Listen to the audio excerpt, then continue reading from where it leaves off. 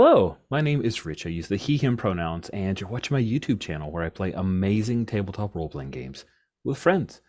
This is part of a bi monthly or 2 month series that I'm running for the Open Hearth community as part of my MCU Sundays, Marvel Cinematic Universe that I run on Sundays. It's totally fan work. We're making $0, zero goose eggs from this. This is just playing tabletop role playing games set in Marvel Cinematic Universe because it's exciting and inspiring. And I love the MCU. I love comics, and seeing it expressed as live action has been a delight for over 10 years. And I just thought it was a really cool and ripe place to tell stories with tabletop RPGs. We're playing Hit the Streets, Defend the Block, this game that I wrote about street level supers, not street level heroes per se, inspired by the likes of Marvel Netflix series like Daredevil, a lot of Daredevil, Luke Cage for sure, Jessica Jones. And I think that's it. That's all there was of Marvel Netflix. Oh, there was the Defenders too. And Mhm. that's all there was of Marvel Netflix, friends. In my mind, that's all I remember.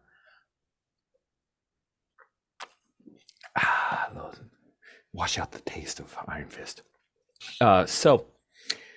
We have set this in a real world setting. Normally, with Hit the Streets, Defend the Block, we sit down with a map that we draw ourselves and make up. But I thought, hey, if we're going to set it in the Marvel Cinematic Universe, why not have it in New York? But I definitely didn't want it in Manhattan because everyone would get overshadowed. So we set it in Bushwick. As you can see, all the pictures in the backgrounds, those are parts of Bushwick, which is this neighborhood in Brooklyn, which was its own town until like 1855, interestingly enough. But Bushwick became part of Brooklyn, and it is known for its street art. There is an incredible amount of not graffiti because these artists are paid to decorate the various buildings throughout this quite large neighborhood. So we're well into our second series, and last session, Bushwick Overnight, an annual thing that we kind of did. We make up Bushwick Overnight. I feel like we maybe did, but maybe we didn't. It doesn't matter. At this point, we've taken over using the setting and we're creating our own stuff.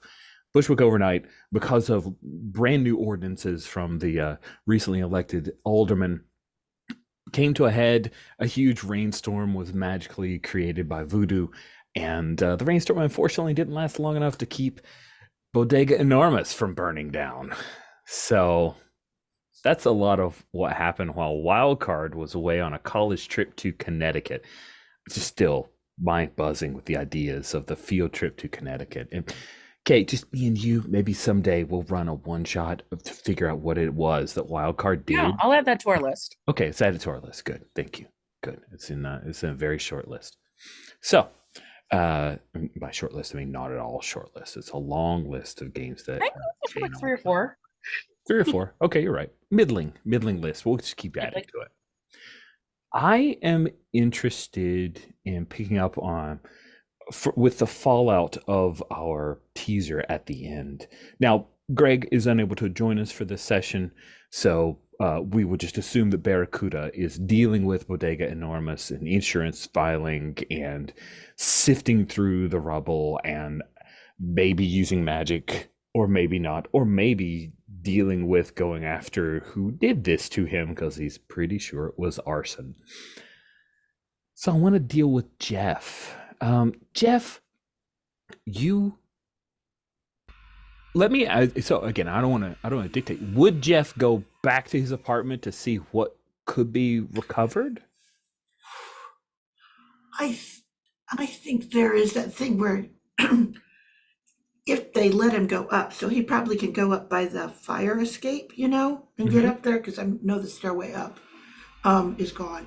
So he could go up and look around. I think the only thing he has of value that he's like it might have made it was his laptop because it was old enough that it was metal instead of plastic on the outside. But I think he opens it up and it's like it looks okay on the outside, but the buttons have all Oh, melted I was into just his. thinking. I was like, I was gonna be nice, but then I was thinking, yeah, that inside would be char. Yeah. Yep, exactly. It's just the Oh, heat alone. And I think the thing is he doesn't even like try to carry it out. He just gets out of there because everything smells like burned plastic and all of that stuff in there. So it's just kind of like this super terrible smell that, the symbol of it is his burned buttons on the metal thing. It should have protected it, mm. but it doesn't because it's fire. Yeah, just terrible. I just want to check in, Sherry. Is this cool? Us talking about Yeah, this? because I didn't have house fire. Let's put it this way. I know all the sensory details. Let's put it that way. Cool, So, cool, cool. We don't have to like get deep into that. I didn't want to like say that you have a box of stuff because I thought, well, maybe Jeff wouldn't even go back to his apartment. He'd just kind of say, oh, wow. yeah, I mean, he has like a week's worth of clothes at the laundromat. Hey, So that's there the you thing go. is, Thank God is for like procrastination.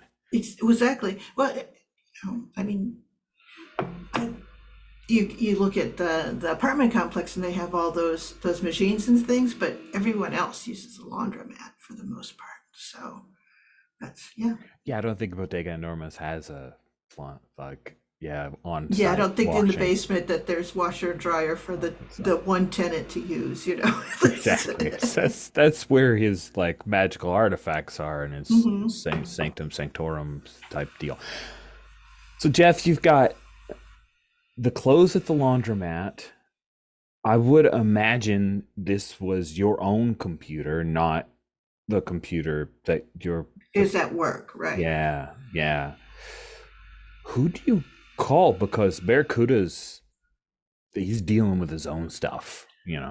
Yeah, I think he goes to the dojo, like so that he can get like a locker to put his stuff in. I think the first guy he talks to is like the morning instructor at the dojo and asks if he can have put a combo lock on one of the lockers until he can figure out where he's gonna end up.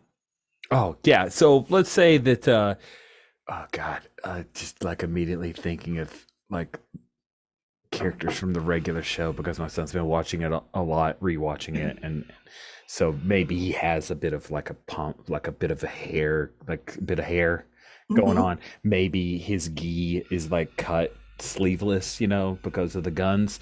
And he says, "Hey, bro, combo lock. I mean, you're regular, so yeah, sure, I guess. What are you keeping something special in the lockers while you And working and out?" he goes, "Nah, my place burned down last night." So Oh, no way, yeah. So dude, that's the worst. it and he kind of stops and he goes, "Yeah, it kind of is. But luckily, I had my clothes at the laundromat, so uh, it's fine. I'm also going to use the showers." Okay, Yeah, of course, of course. Yeah, yeah, yeah. Hey man, gratis. And he like gets a combo lock and he like pulls it out of the package, rips it, like, rips it finally on like the third try, hands you the combo lock. He's like, hey man, it's cool. Uh, a month and then we'll talk. Okay, cool, cool. thanks. Great, that's All right. perfect. Claps you on the shoulder a little too hard, Okay, sends you off to the showers. Uh, that's all I yeah, got to do is get through the morning, right? Then it'll exactly. all be okay.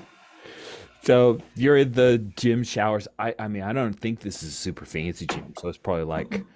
communal shower, like Yep. 4 nodules there. And it's early in the morning. So maybe one person, older guy who comes in just to do like yoga and stuff. He comes in to do a shower and then leaves you.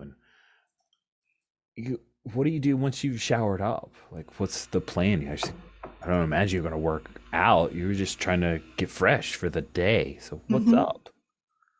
I think he's going to try to get back to normalcy.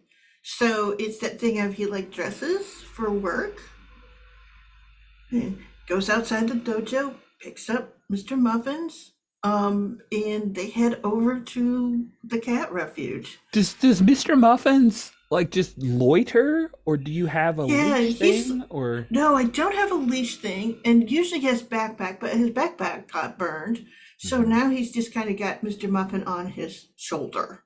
That's amazing. So yeah, because I mean he holds him for a little bit, but Mr. Muffin can't deal with that for very long. So he's up on his shoulder, and he's a big cat, so it's not, it's exactly, but he's not carrying anything. So all he is he's walking down the sidewalk for a mile or so. Sweet. To get to their cat refuge. All right, so it's probably like 8, sometime after 8. Cat refuge is probably just opening up. I imagine it's like a 8 to 6 kind of deal. I don't imagine it being very big, kind of a shotgun setup where they've got an alley in the back and open area to the front, and it's a cat rescue, so they probably adopt a lot of cats out of there, right? So they have transition areas and show areas and the like, and it's got that offense but particular odor to it when there are a lot of cats are in one place and you have to take the litter that has been donated and that you can afford. So there's a particular feel to it. What kind of music does Gina Galarraga, the organizer, what kind of music does she usually have playing? It is new agey, but she's very particular about her new age. Like it is all reminiscent of Anya, of that. Okay. Very much that kind of. There's some vocal in there, and it's synth and all that stuff, but it's got this kind of repeating patterns, and it's very. Gina says it's healing for the cats. I like that. Yeah. So, but it's not just Anya over and over again, but it does, in its own way, have this incredible sense of repetition, even if it is the first time that you've heard it. If that makes any sense. Everything does that kind of loop that's just makes it super predictable. Once you've heard the first refrain, you know what's going to happen over and over again in the song. Yeah, and occasionally she'll get a little crazy and mix in some Vangelis and stuff, but usually it's like, it's mostly Anya. A little bit of Orinoco flow makes everything better. I like it. Exactly. That's it. That's cool. When she's having a bad day, is when that plays a lot heavier. Exactly.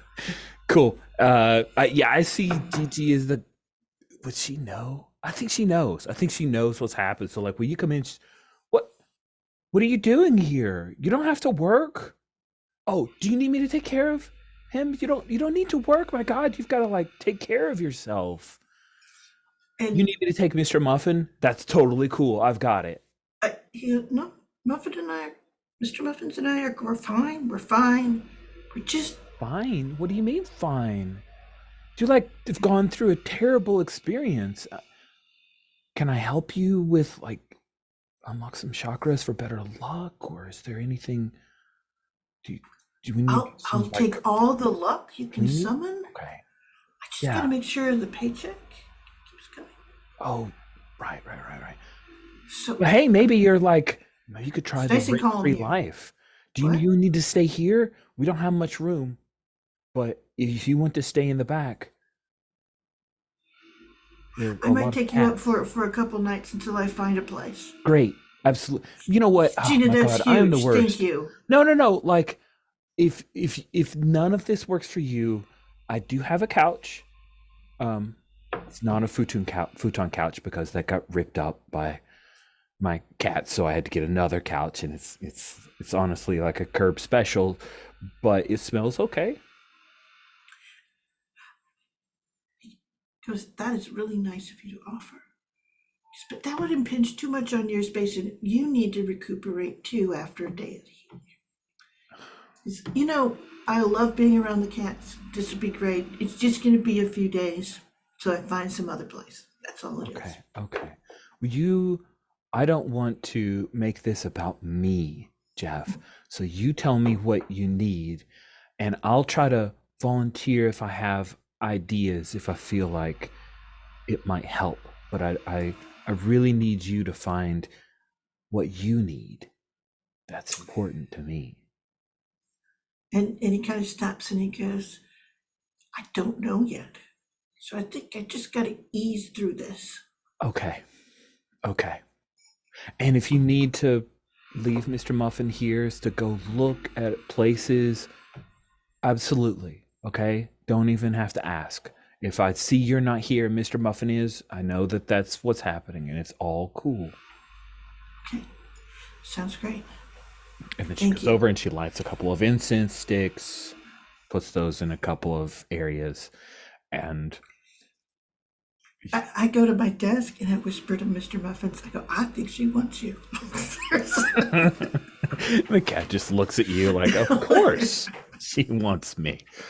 But Mr. Muffin also realizes that if she were to have Mr. Muffin would be one among a dozen other cats who just no one, the right person didn't come in, and it turned out that she was the right person to keep that cat. Exactly. Cool. Let's skip over to Wild Card. Returning from your trip to Connecticut. Now, are you returning with any classmates? Was this some kind of field trip, road trip deal, or did you head off to do this thing all on your own? We're keeping mysterious what it was so that we don't spoil our one shot that we run later. Okay. Yeah, let's say it was with classmates. Nice. Nice. What kind of classmates are these? Are these like super studious, quiet, in a sedan with some NPR playing, or is this fratty, broy, party feet out of a window kind of college kids return, or is this Swifty fans that are all singing along to a song while Wildcard has that foisted upon them? What is the scene of you and your field trip classmates returning to Bushwick? So I think this is a gen credit class at NYU, so I'm going to say one of each of those. Great. It's an eclectic mix, That's a one of each. No one among their people. This is just the gen credit hour for like that one class you have to take, because you're all introductory freshmen. Mm-hmm. Mm-hmm. Nice. I like it. And where do you induct? Because you don't have a car, right? So you get dropped off. Do you Yeah. get dropped off for work at Dweebs, or do you get dropped off at Escape Reality? So I think he stops off at Dweebs to tell them that he's going to lower his hours because he's going to take part-time jobs at each. Oh, nice. So you come into Dweebs, it's early morning, the sound chimes, there's some cool, acceptable college rock style music that's playing in the background. There's several people here on laptops, and you see that, yeah, Gordon's out front, and he sees you. So, Oliver, man. Olivier. So I said, welcome back. It's good to see you. There are things that need to be done. I mostly wrote them down because I'm not sure how they go. I don't have shift this morning. Are you Schedule. sure? Are you sure? Because I think you can. You can. Yeah, well, actually, about that. So Julie called out. I really need you, Olivier. I really need you, man. Come on, just can you work until noon? I've got some actual things to take care of.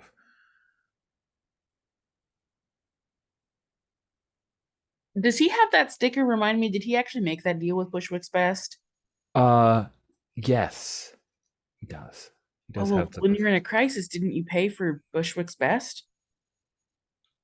I did. Um, that's true. Very funny, but they're like heroes, and this is watching the counter and cleaning some things and the ladies' bathroom. There's something going on there that I need you to take care of, Olivier. I could pay you time and a half. Uh, so actually, I'm looking to lower my amount of hours here. Why? Well, you see, I don't know if you've heard this new place opened up, Escape Reality. No. Is That's a terrible name for a coffee shop. So it's like a comic and escape room place that does also happen to serve coffee. Okay, I give it 4 months. Well, you see, I have a long memory, Olivier. uh When you come back to me in 4 months and want this posh job back, well, I'm not leaving. I'm just lowering my hours. how much are you lowering your hours? Just like 2 shifts less. Cool. One of those shifts is now. All right, good. And he like rips off, he puts the piece of paper on the counter, and he's gonna head to the back. Hmm. What do you do? Hmm. I think he sighs and is like, "Oh, actually, what kind of mood is he in? I need to roll a dice." Do you need to roll dice on his mood? Okay.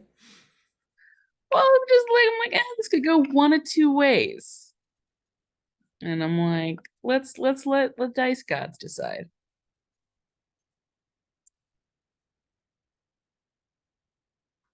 Okay, yeah, that was not in favor of Gordon. Oh I man. think Olivia's like, I didn't agree to this, and just walks out. Wow. Wow, that's amazing. Okay, so you walk out of Dweebs. Do you head to escape reality or? I think he does to lay some ground rules. Nice. Let's just follow you in. I'd love to have another character there. Dynamo, you had to deliver some packages to escape reality. Hmm. Um, did you peek in? It's like a bunch. It looks like it's a bunch of flyers that were printed at the local like Copyco. Nah, I don't peek at my deliveries. Fair enough. It's It's a a lot lot of of There's an responsibility. ethics here. I don't want to get involved. with great packages come great responsibility. I understand. Yeah. So you're in there, and Johnny Storm is at Escape Reality. It's officially open, but there's literally no one here other than Johnny. And you come in. What does Johnny know about Dynamo? I don't think he knows anything. Anything? No. Yeah. And Johnny is someone that we would recognize, right? Because like, Yes, Johnny okay. is a celebrity of the highest order. He's a member of Future Foundation, aka the Fantastic Four. He's a hero that helped save the Earth a couple of times. I think he was involved with that meteor thing that brought the vector suit to Jeff. Mm. Like he was involved in some point, or that one meteor was coming towards like the shoot. Daily Bugle, and he like flamed it up and read through the thing, and he punched the hell out of it and clobbered the meteor. So yes, you know him, and you come in, and he doesn't announce himself. He just like stuff goes, oh hey, great, and he's got like a burger, like a big messy burger, because he's not a breakfast kind of guy. And he takes a bite of his burger and he puts it off to the side, and he's got a like this, he's holding it like it is an iPad, but it is almost completely like translucent. Um, and he taps a couple of things and sets it down, and it makes a thunk, but it now is effectively invisible because it's so friggin' thin. And he walks over, and, oh great, the flyers guy here. Hey, you are fast. You're really fast. That's my job. Great. If do you mind taking one of the boxes and I could take the other? Is that okay? Sure. Is that a yeah, that's fine. I'll just work it into your like your tip and stuff. And That'd be much appreciated. cool. Yeah, for sure. Yeah. Go, and he sets one of the flyers in a chair. Like it's a throne looking chair that obviously he picked up. It doesn't fit any of the other decor, which is very hodgepodge. And there's lots of black light paint and every paintings and stuff. And do you know any local artists? Oh, I'm Johnny. He holds out a hand. Oh, Monique. Monique, nice to meet you, Monique. Do you know any like? Are you from Bushwick? Yeah, born and raised. Okay, I'm a little bit of an out of towner. Anyway.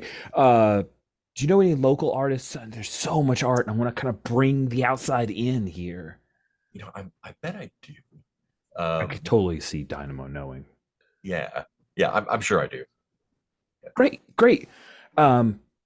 Send them my way, or like if they have websites, Instas, whatever, let me know because I want to reach out and start commissioning some stuff. Mhm. That'd be great. Yeah, I can send some Instagram links for you.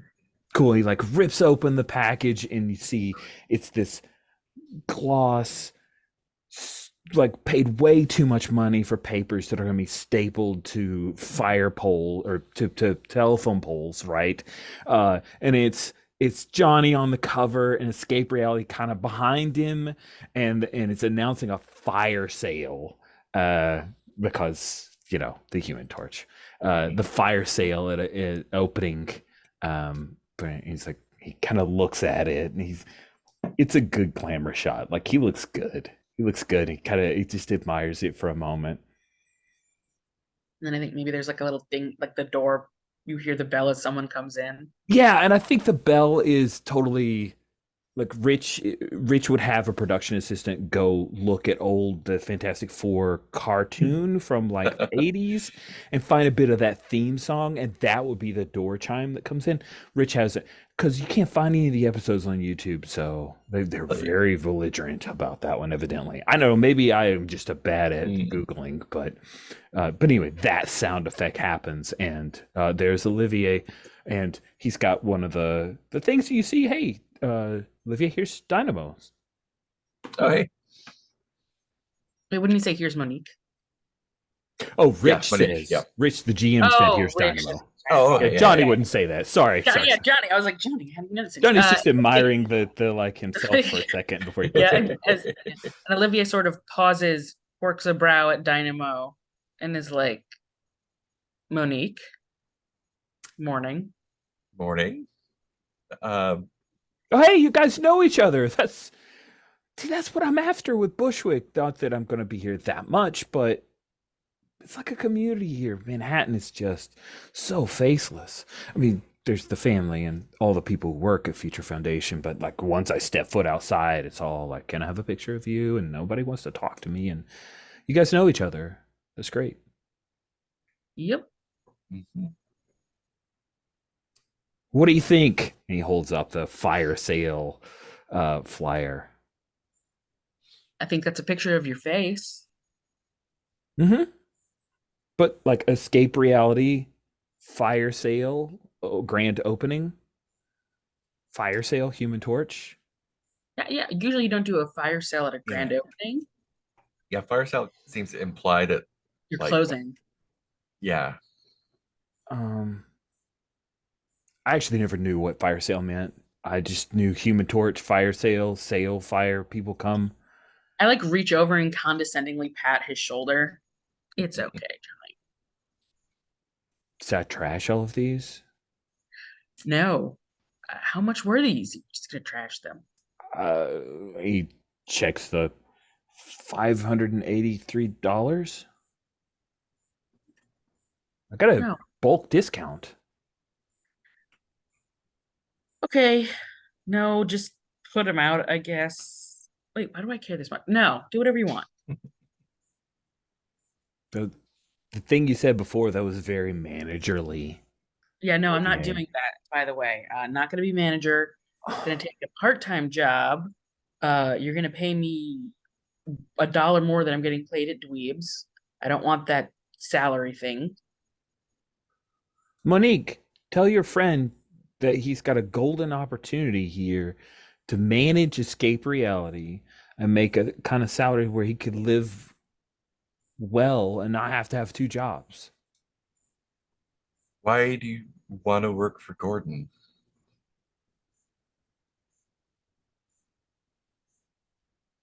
You ever feel like you have to be punished sometimes? No. I'm joking. That was a joke, but good job. Why do I want? And like he like pauses for a second and he's like, it's part of the experience of being a college student who doesn't come from a place where they have excess that will just give you a salary that most people take years to earn. So, Monique, here's the thing. Olivier's practically an X-Man, basically. And I guess he had a falling out with Charles or something, who I think is a super great guy. Amazingly handsome for his age, but uh and I guess Olivier's like just trying on being common person now. And I don't get it, so I'm just trying to help him out. How loud is Johnny? It's pretty loud. Yeah. Yeah. I mean, Olivier's his own person. He can make his own decisions. I can't make him do anything. But Olivier, this is, I mean, it's a job. And I don't know, maybe he's right. Maybe you do have a in with the X-Men or whatever. But like, as far as jobs like this go, you could do a lot worse. You are doing a lot worse. I have a fantastic idea, Johnny. I Why get don't it. why Yeah. don't you hire Monique for your management position? Oh, If you're so desperate for someone. And I'll give her a glowing recommendation. Olivier, buddy. No offense, Monique. I don't even know you. I was trying to give you an opportunity, man. Please. Sure, I do need a manager because I'm not going to be here much. Saving the world, etc., etc. Cosmic adventures, etc., etc. Negative zone, etc., etc. But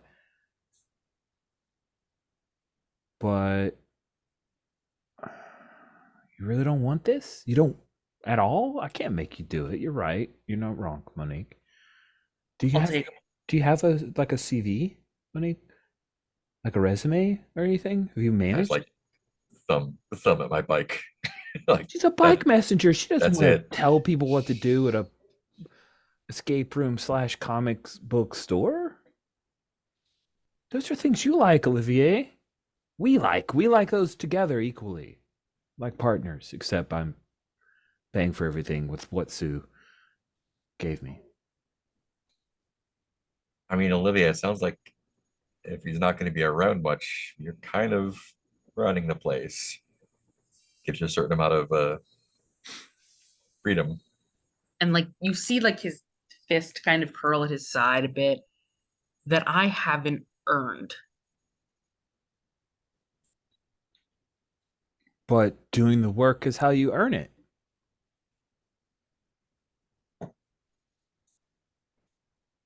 He goes over and he picks up the little tablet, starts typing in a few things.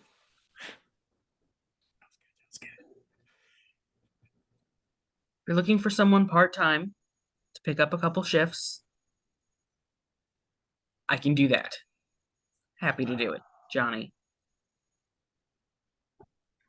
$1 more than dweebs. Health insurance. Right, of course. Health insurance. Yeah, it's no problem.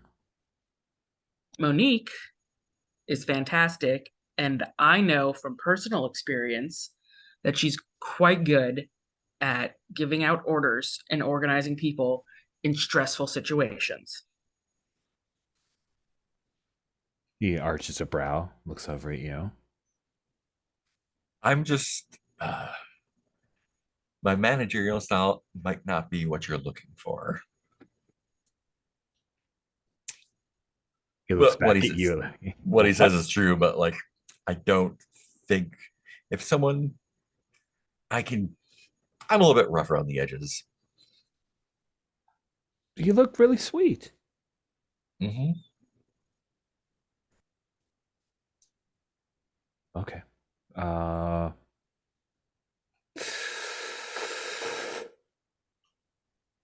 hey, I gotta go. You guys can mind the store then, I guess? Is that how this is gonna go? I Mhm. have more deliveries to make, but Oh, sure. I can you'll find it swing for back today. around? Okay. Yep. Got it. Gonna ask. And Olivier? one, you owe me a date. Two, Tell Charles and everyone else to stop meddling. They're not meddling. I'm meddling. And Nico didn't tell you to meddle, or no one else did? Nobody can make me do anything. I'm a free spirit. I'm the Human Torch. So your sister didn't suggest because she had a meeting with someone else who suggested. No. Just this thing where you like, kind of just like, it just pushes his finger against the counter a little bit. No. This is just a little weird. I've never had this kind of money, and I thought it would be really interesting to have a place that's my own. And sure, Sue said Bushwick. And then we started talking, and she reminded me that you were here. She didn't tell me what to do. It's not like she has powers to do that. She's an invisible woman, super Yes. smart, and great sister. I'm sure. You owe me a date. Keep Go saying date. that, but I'm not sure that's a thing I owe you. Remember last time we were here and I said I would consider it, and only if you went out on a date with me to go to this place for my own ulterior motives. You want me to fight somebody? Okay, cool. Yeah, I'm into that. No, I want you to look pretty. I'm also into that. Okay. I do see the little 4 glowing on the invisible pad. I do need to jet. Go jet. And then he runs, he takes off, and you see this like iris open up in the ceiling, and he flies out. Cool. We will cut back to Jeff. You have logged into your new laptop. You said you wanted to get to work. So do you have a backup computer that happens to be here, or? Oh yeah, I have. Gina has the company. Okay, not one. nearly suited for your kind of work, I would imagine. It's not easy. Like I don't have all of my usual links and stuff, but I can at least get things going. And she hardly uses it. It's like she uses it to submit taxes in each quarter, and she hates it. And it's just like, so it kind of sits there and gets dust. So. Yeah, she's got a TurboTax 2013 through 2022 as desktop icons on this very large desktop icons on the laptop. The other thing that she has is like in her documents file, she's saved every email that she's gotten out of her email thing into the documents. Oh my god. Oh, Gina, I feel you, girl. You're so bad. You get a text. It is from Janice's number. You would know that now because she made sure that you had her number, and she's like, I feel like a coffee. Can you meet me at the Rich can't remember, but the cool espresso. Yes, Italian. McCree's Italian Bakery. McCree's. Mm-hmm. Can you meet me at Mib. McCree's in an hour? Yeah, and they say Mib anytime. So awesome. And as after that text, you would get a text from Zanaya, and it says, I heard what happened. Megan says I can't investigate it because of your landlord not being a customer, that the cops will take care of it. and Sorry. I say, no worries, the owner will take care of it. And then she'll text back, it was magic, but I didn't tell you that. And I'll go, wow. I'll just go, wow, okay. Well, that sucks. Uh-huh. Are you okay? And I say, right I just tell you, I can only smell smoke right now. That sucks. It'll be okay. And you just gave her all she needs. Okay. I'll send her a heart. That's it. Nice. She will send an animated heart back, but then that's about it. You get an animated heart. Cool. Perfect. So we jump to yes? Yeah. So one of the things that that you do get a shot of is Jeff, and he's clearly gone out and he's made a site for Janice, and it's essentially Bushwick for Janice. And he's pulling up stuff from the thing of like the places to go and then the coupon links and all of that kind of stuff, like, and like the schedule for different events. And he like has it like, and then all of it ties back to the Google map and all of that stuff, and the walking map and those things. And then how to get a metro, how to get the thing to take the subway to New York, Manhattan, and all of those things. And it's just like, if you live here, these are the ways they have to do everything. That's what he's putting together for Janice. That's amazing. That's so great. I kind of want to loop you into a scene with another PC, but I also am very interested in MIB. So how do we think that would happen? I mean, I think I would imagine. Sorry. Everything okay? It's just we live kind of close to the highway sometimes. I don't know why. I think a big tree that used to be in between our house has gone down, and so we get to hear it every time.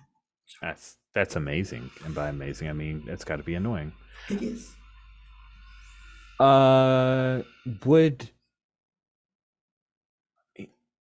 Sorry, I'm just thinking, like, I would imagine Olivier and Monique would find out about Bodega Enormous burning down. So once you've made some deliveries, Monique, what would you do? Probably call Jeff and see how or probably before my deliveries, call it like as soon as I find out, call up Jeff and. Well, let's just say this happens as Jeff is finishing up. Like, you feel pretty good about your Google Maps setup, and you see there's a call from Monique. Okay, yeah, and I'm like, yeah, everything's fine. Just trying to figure out where to go from here. What happened? Is this something we need to take care of, or? And I go, it was magic, is what you get in the question mark. Like what, is she Russian or? And a question mark, and then and no, and then the fire was caused by magic. Oh, got it. I was afraid we were gonna have to fight anyway. There's not a K. Just to see. Oh yeah, it's text. That wouldn't make sense. Yeah. And he says, I haven't seen Malvolio. No. After he talked to the insurance guys. I haven't. Do you need a place to stay? And there's a sort of like starts to type, nothing gets typed, starts to type, the dot. And he goes, still trying to figure that out. All right. Well, let me know. I'll have Grandma Lila fix you up something. Thanks. All right. Cool. And then he stops and goes, going to the bakery for lunch if you want to meet a friend of mine. What kind of friend? From high school. She doesn't know anyone. Fair. It's a deal. Okay.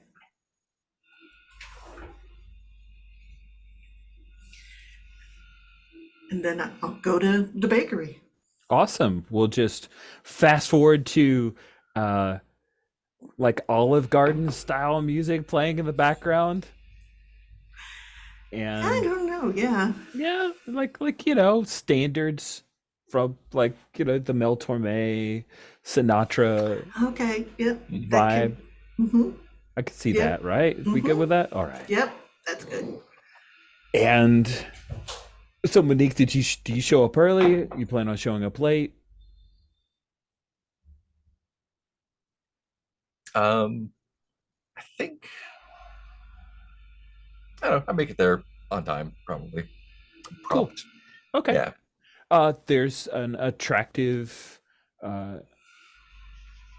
Asian girl there. She's got a pair of pretty but large spectacles on. She's wearing a yellow dress, and I imagine you and Jeff maybe come in together. She's already there. She's ordered what is it? Whatever Jeff had ordered for himself, it's already sitting there, and she's got her like oversized coffee cup, and she sees you walk in with Monique, and she quirks her brow but smooths it over like everything's cool, it's cool, it's cool. And she stands up and she walk around and she does the like friend hug thing, and it's 3J, who's this? And I'm like, this is Monique. She lives in the neighborhood. And I sort of gestured, knows everything about Bushwick. I just wanted you to meet. Oh, cool. Oh, that's great. And this is Who's your Janice. friend, 3J? And I go, yeah, I went to high school with Janice. Janice, nice to meet you. Nice. And yes, How tall is Monique? Because she's like 5'5". She's pretty tall. She's maybe just a hair over 6 feet. Okay, that's what I was thinking. She like looks up. This is why it's great to meet you, and I'm gonna ask you a ton of questions about Bushwick. I like, it's just brand new and Great. Cool. I'll trade you. I'll ask questions about 3J here, and you can fill me in on what he was like in high school. oh man, this is gonna be great because I love telling stories about one of my best buds. Oh, Yeah. best buds. I mean, yes, but I was only there for a little bit, but we really hit it off. I don't know. I was so excited when I saw 3J at the festival before all the trouble with overnight. I know. Did you want something? I'm treating today. Oh yeah, sure. Just a regular coffee's fine for me, or whatever they have. She goes up to the Americano, I counter. guess. Yeah. Okay, she orders an Americano from the guy. The guy smiles. Evidently, he is pleasant towards Janice, and she brings back an Americano, and she also picked up like some biscotti for you on a little plate, and brings it and sits it down. And she will tell the first embarrassing story about a thing that 3J did in high school that is also a little endearing. let's see here. I think there's he was on the cross country team, and there's a whole thing about essentially running the race with, and he was typically the stalwart. He wasn't the one who was the first over the line, but he was the one that kept the rest of the team at pace. And there's a story about, essentially that first year with all the freshmen running, and he's doing his stalwart thing, and two of them fall back. And he runs with the pack. And then when they gets them close to the end, he actually sort of stops and waits like he's pulled his calf muscle or something. And then when the two stragglers come up, he gets them back to pace and over, so that they actually end up gaining some time on that last part of it. Yes. Oh man. Yes. Yes. Janice thinks that's the coolest thing ever, and those freshmen never even knew. But I knew he didn't pull anything. You were lying. You're bad at lying, 3J. It was their first time. They didn't know what they were doing. She sips from her big cup. So, what is it like being a bike messenger? That seems really like fun. Like you get to know a lot of people. Do you have routines, like certain people that order all the time, or is it just totally grab bag? I mean, I've got regulars. I wouldn't call it routine, though. But it's really great. I get to know. I mean, I've gotten to know the entire neighborhood. I know a bunch of people, who are out and about every day. It's a if you want to get to know the area, like just riding around and making yourself part of people's life is the way to do it. You can't do it overnight. It takes a lot of time, and biking sure keeps you in shape. You are really in shape. I would Yep. die. I would have to get an electric bike, and that would Ah, defeat the purpose. just you work way up, baby steps. She doesn't look like you've caught with her dress, you've caught a little bit of definition in her calf. Like Mm. she's underselling Yeah. a little bit. Maybe I'll take you out for a ride sometime. Show you Oh, around. yeah, I don't have a bike, but okay. I would imagine your bike is like I reach the pedals? She No, laughs a little bit. Right. Okay, but we so can rent you one. that's true. That's true. I've seen a lot of just bikes just laying around on the curb and stuff. The rental bikes. Yeah, the city bikes. Yeah. Yeah. So Jeff, how have things been going for you? You're on mute. Sorry. And I think he looks startled. And he's like, oh, fine. Fine. You're a bad liar, 3J. What's going on? I just, and he sort of stops and goes, just got to figure out where I'm going to end up. She looks to you, Monique. Feel like I'm missing something. His place burned down last night, or was burned down, I guess. What? I mean, the place he lives above, it's complicated. She pulls out her phone and like quickly puts in, like starts looking for stories of, place burning down, Bushwick. You lived in a bodega? Lived above a bodega? Oh, right. So- Totally makes more sense. Okay. Yeah. Though I might as well have lived in it for. He was Last. basically the bodega cat. Yeah. Oh, is Mr. Muffin okay? Mr. Muffin was fine. Okay. Okay. Yeah. He got Um, rescued in plenty of time. Good. I had no idea. I'm so sorry. And he kind of goes, that's okay. You just come to my place. You can stay there. And he sort of stops and says, I don't want to impose. I think I could probably figure something out. No, you're not imposing. And it's a 2-bedroom place. I was gonna set up one part of as my office and now it's yours.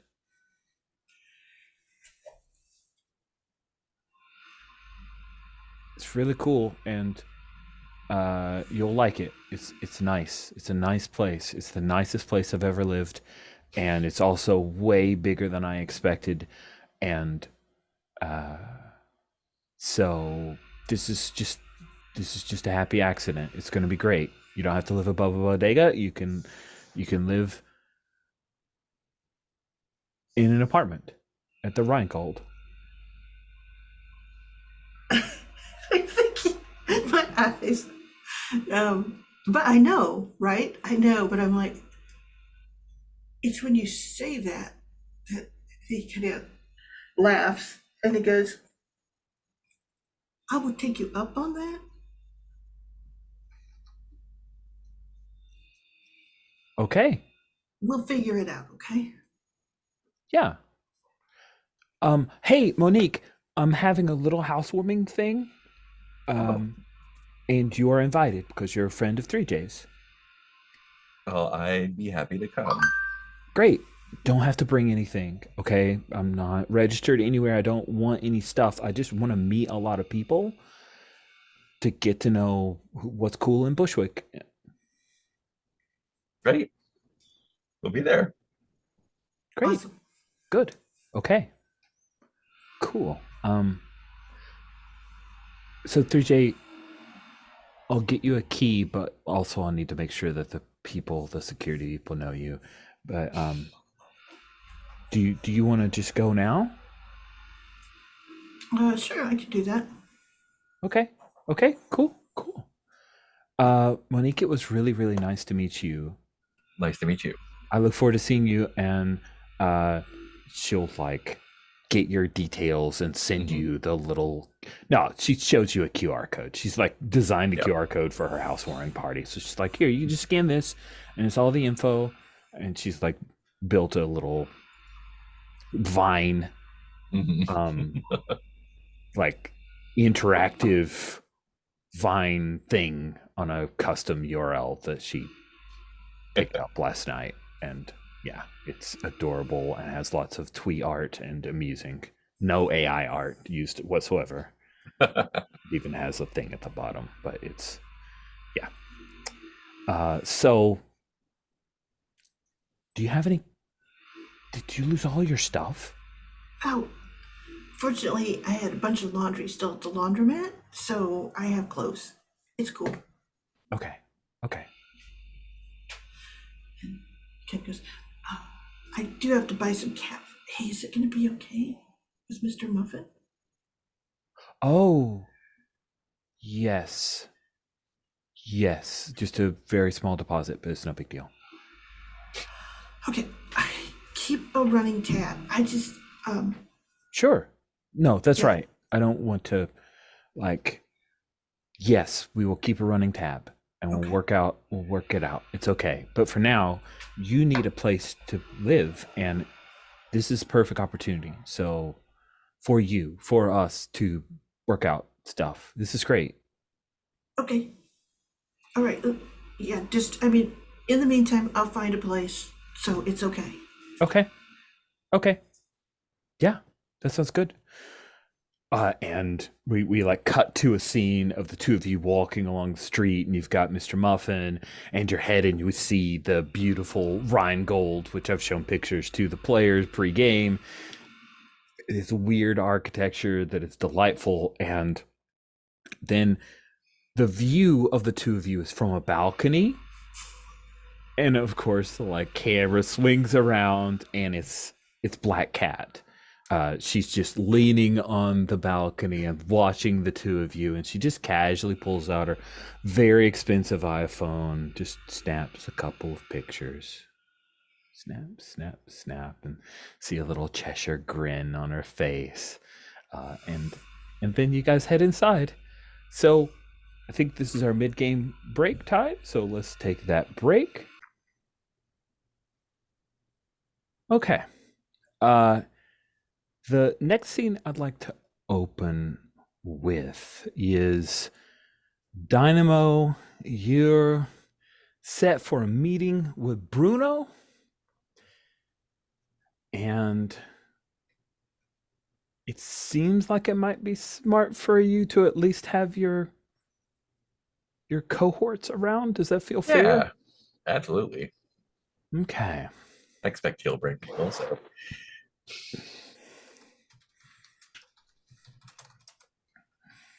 Rich is looking for Italian restaurant or Italian places in Bushwick. And there's a place called Carmenta's. It looks That's on Star Street, yeah. Yeah, that looks interesting. 120 photos. Oh, it looks awfully nice. I don't know about that. Sapore d'Italia. Oh, yeah, I think. Carmentas looks fine. That's a little place. Little corner place. Ooh, I don't know. I think Sapora's might be. Oh, it's all pictures of. Oh yeah, there we go. It's got a private Wow, this is not quite as. This is great. I love it. It's like low rent Italian. There we it's go. not very it's not very mafios. It's like a Quiznos. It's great. Okay, so yeah, he's gonna have some of his guys, and you heading. Is the plan, Dynamo? We've set it for like 7 o'clock sharp. It's the same night that, um, yeah, it's the same night as the housewarming party. And Dynamo, do you ask? That's right. Hey, other thing, Kay. Jeff revealed that Jeff is Vector. Hey, yeah, that's the thing. Oh, Yeah, you missed that. Maybe it hasn't. No, because you weren't there. So Olivier wasn't there. yeah, So Olivia doesn't. I think this. Let's have this moment. It's so you. Sorry, I'm very excited to get to have the moment twice. Monique, you ask Vector and Wildcard to be your backup.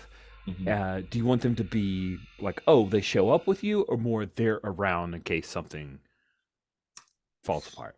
I think maybe having them just around. Yeah. Okay. So, do you show up as Jeff or Vector to this meeting? I probably show up as Jeff because it hasn't occurred to me that Olivia wasn't there. Like, to me, I've done the big reveal, and I'm a little distracted now. It's true. So I meet up at the designated place as Jeff. I've got Mr. Muffin with me. I wonder if like we're supposed to go incognito, so we haven't like I'm expecting Vector, so but like I know Dynamo has this meeting, so I'm standing there like waiting, leaning against a wall or something. And then Jeff approaches me and I'm like, do you need something, Jeff? No. I mean, we're just supposed to like look casual, right? And so he kind of Supposed to look casual. Did you bring a cat to a restaurant? we're not going in. Sets Mr. Muffin down. Take care of himself. So then why are you coming to a restaurant if you're not going in?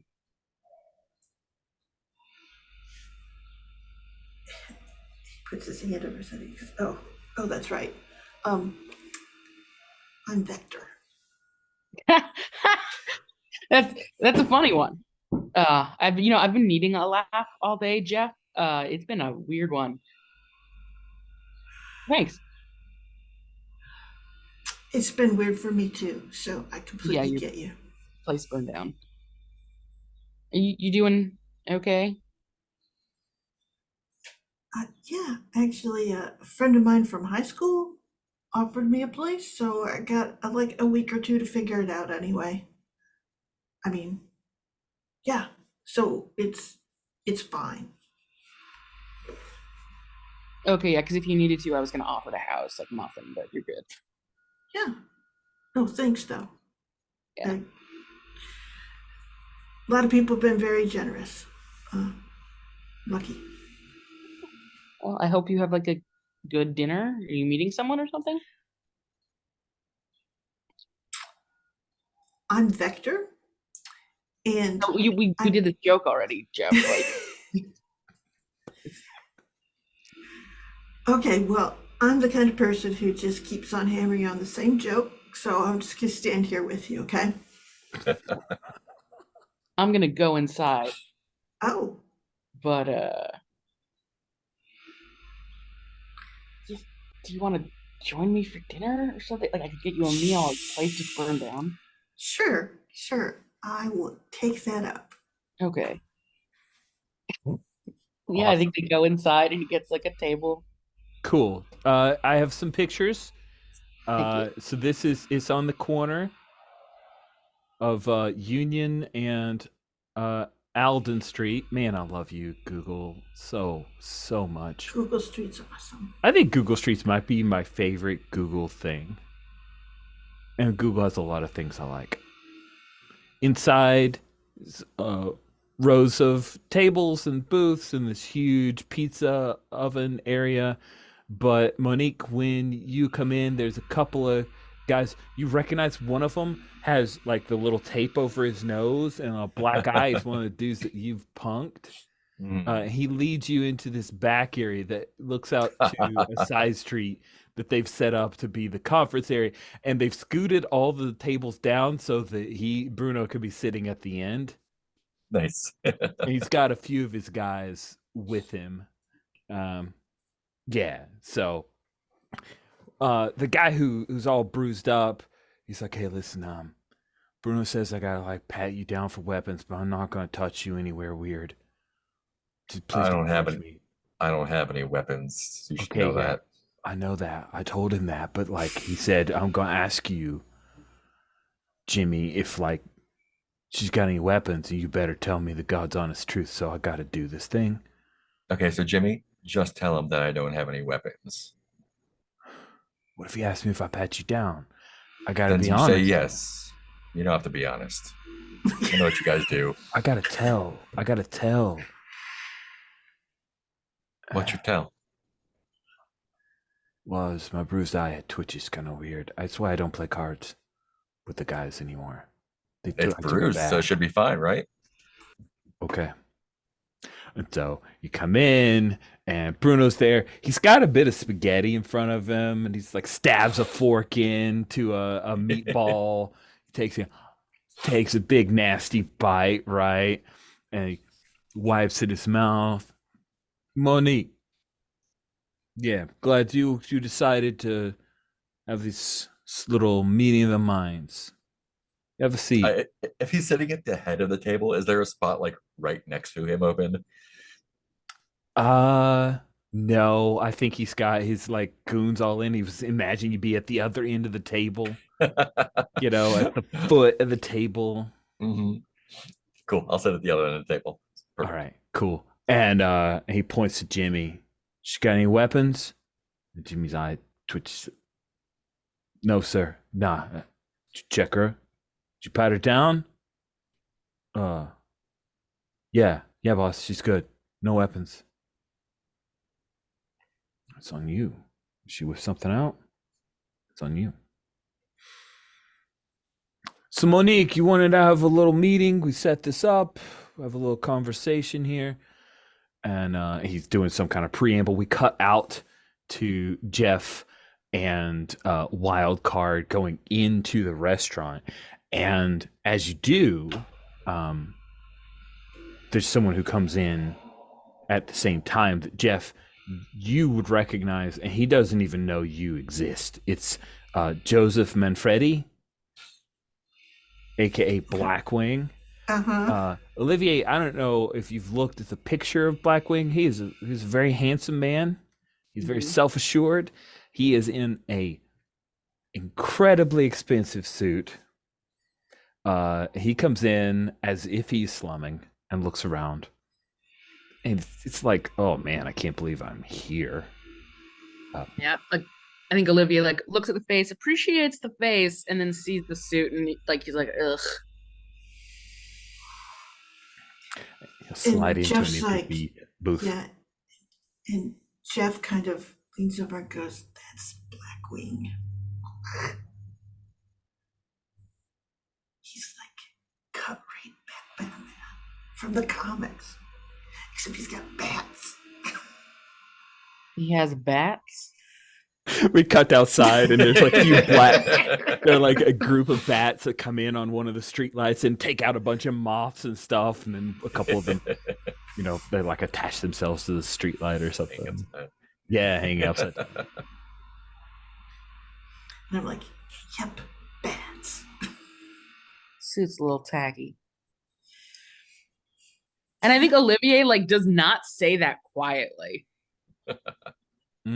Are you trying to be overheard, or are you just being bold enough that eventually he'll overhear? I think Wildcard doesn't give a shit what people think. And so I don't think he's purposefully trying to taunt this guy, but he's not going to change how he speaks for anyone.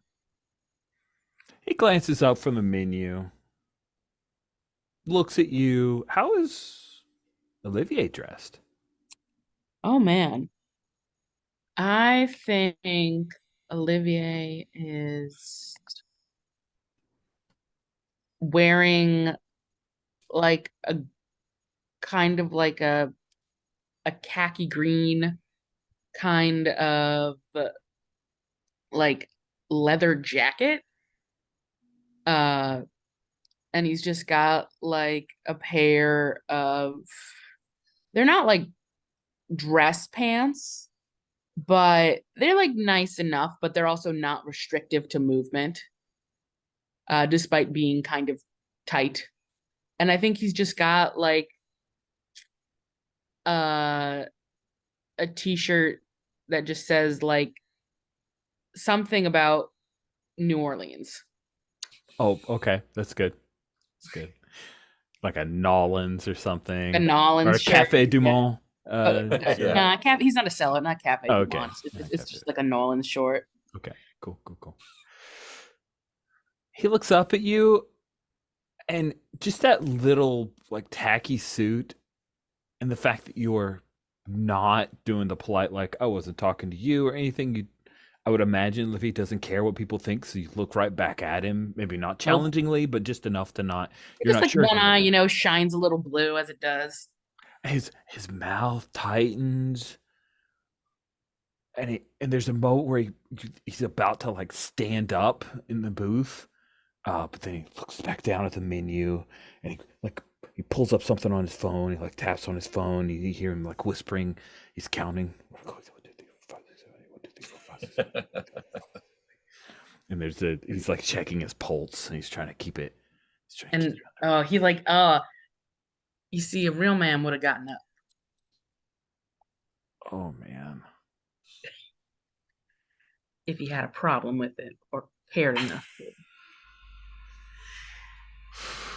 Yeah, it's like it's done. All of the exercises to keep himself calm go out the window. And we see a bunch of bats outside, like starting to fly around. That he stands up. You got a problem with me? You just jealous of the shirt, Kermit? Khaki green. It's the first thing you can think of. He's like moving towards you. Keep it under control. Keep it under control. Keep it under To control. have a problem, I'd need to share. But let me guess, you're one of those people that the suit makes the man, right? Oh, I recognize your little accent. You're one of those dirty New Orleans people. Yeah, I don't have to care about you. No, my family is. I grew up in, and he like realizes that he's about to say like Westchester, and then is like, and pauses. I grew up around the world, but I make Bushwick my home. He looks over at you. He does not know who you are. He just looks over at you and is like, I like Cafe Du Monde. Yeah, we're fine. We're fine. He claps your shoulder, wild card, like he's settling this by being the bigger man, is the way he's trying to approach this. He doesn't even get up. He just like looks at the hand. I don't like being touched without permission. Wow, you look at him. Look at him. Pulls the hand back. Fair enough. Maybe don't make fun of the suit until you know how much it costs. And I think there's I just know like the designer. He like opens the label and points I out. think wildcard, like Olivia looks up and down and then insert the exact price of that suit. Ooh.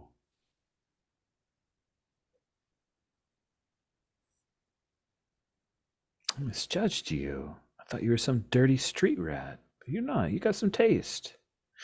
Enjoy your date, fellas. And then he'll head back to his booth. And then Jeff asks, does that mean it's off the rack?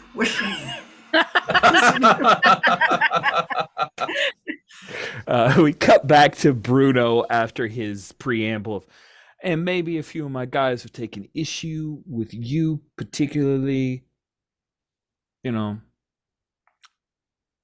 Perhaps we should talk about how do we come to an accord? Here's what I'm thinking. Monique, we know you're Dynamo. We know you got powers. We know that you stick your nose in where it doesn't belong. And I have it on good authority you had an opportunity to make good with your powers, and you decided not to avail yourself of that opportunity. Which is a disappointment. Disappointment.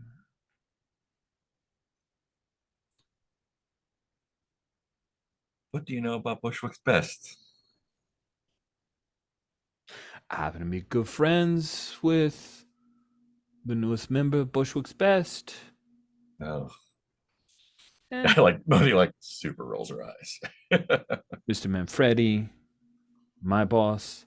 Mhm. He has a standing agreement with Bushwick's Best to help protect several of his recently purchased businesses here in Bushwick, keep them safe. That's how I know. Scuttlebutt is that my good friend, the young man, Joseph Manfredi, got an opportunity because you turned it down. I put two and two together. All right. So it seems like you and maybe some of your guys have a problem directly with me since there's been a bit of harassment lately. And I like look at the guy with the in the eye, Jimmy or whatever his name is. Like, and that has not worked out great for you.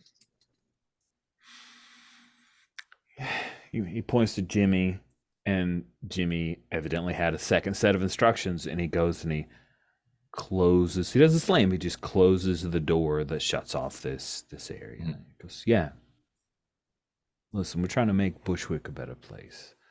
We don't want your kind around here. Vigilantes who think they can stick their nose where it's not needed. Bushwick's Best is as good as you're going to get. We work with the police, work with the authorities, follow the law. The place gets better.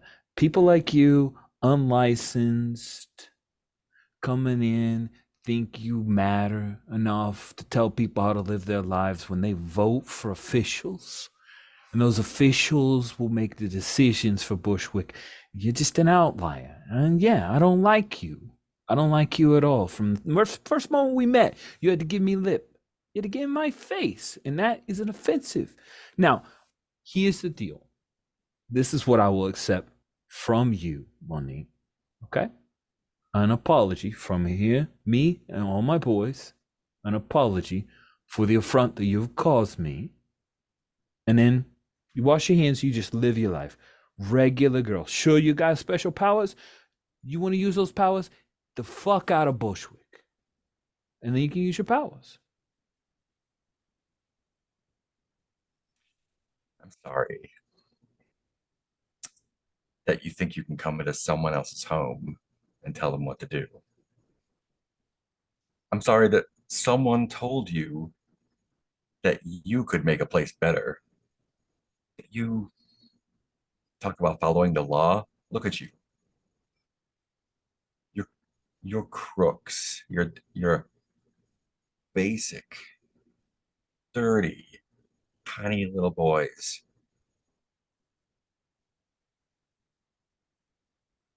You don't belong here.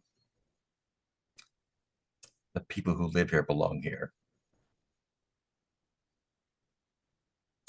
So here's my deal. You all fuck off, and no one else needs to get beat up. No more bones get broken.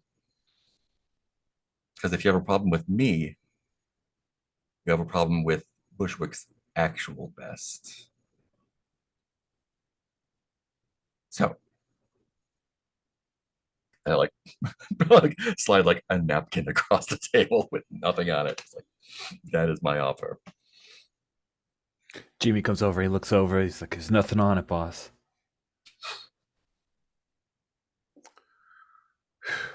It's a nice restaurant. I don't want to cause any trouble here. If it's just you come here, we're going to try to find an accord, and it looks like we're not going to have an accord. It's disappointing Up to to me. you. No. It's up to you. I put the door. I asked. You denied. And it looks Yeah, like I there's no counteroffer. It's just a told- blank. So Where are you from? from New York. New York's a big place. Where are Yeah. you from? Where is the largest Italian What borough has the largest Italian population, would you think? Rich doesn't know, so I'm trying to. Probably, Or New Jersey. yeah, I probably yeah. Jersey, actually. Oh, Maybe he's near. Brooklyn. Yeah. Or maybe Um. Queens, I mean. Oh, Silvio Manfredi. It looks like the Manfredi settled in Little Italy in Oh Manhattan. yeah. So I'll go with that. From Little Italy, Manhattan. Mm-hmm. You were born there, Yeah, raised there. yeah. Some douchebag from uptown decided to come into Little Italy and tell you how to run things because they don't like the way your kind is making downtown look all nasty. Someone from a skyscraper up on the Upper East Side comes down and said they're going to clean the place up. What's your reaction to that? Listen, this whole reverse psychopathy ain't gonna work on me. I appreciate you trying to put me in your feet, but I'm not like you. No, you're not. We are residents of Bushwick, and it doesn't matter how long we've been here. We are going to make changes. And so you got a couple of choices. You can get out of Bushwick, which is my preference, as I've stated, or you can just shut up and put up. Hey, if you want to vote, you want to organize all of the wiki people, which by the way, you're loud, but you're not populous, right? You don't have the numbers to make change. You go for it.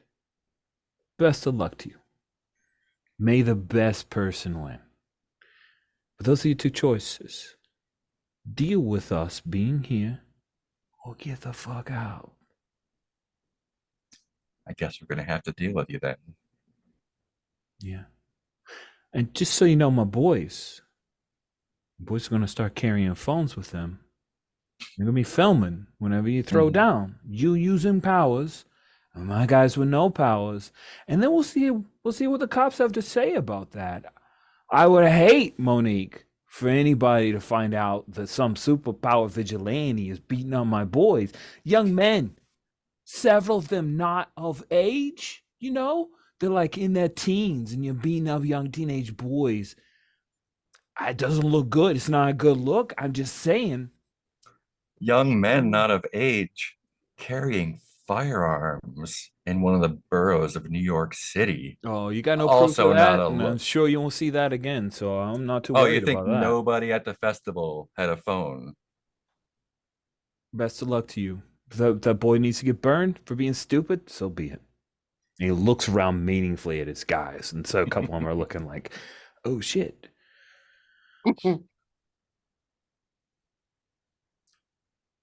Well, you want to order yourself some food and eat out there, you're welcome to. I offered you food. We had our words. We've come to no accord whatsoever. But you can leave in peace, because I'm a man of my word. Even though you didn't offer a fucking apology to me, like I asked. What do you remember of our first meeting? So the lawyers for Mr. Manfredi, you had to step to me. You get in my way when I'm just trying to get out. I got a little What upset. did you do to make me step to you? I was leaving. I don't know whatever you misremembered, but you need to get the hell out of my way, young girl. Look at this. Now she's getting mouthy again. You need to go. This is about to escalate, and I don't want it to escalate. I'm enjoying my spaghetti. It's You know not as what? good as Little Italy, but he ain't bad. I've been invited to a meal, so I think I'm going to sit here and finish my food. Why don't you do so in silence? Yeah? Can you keep your mouth shut? Yeah, you know us wikis. We're loud. Maybe not so popular. Stabs his meatball. Starts eating. He's just gonna hate eat right now and not talk to you.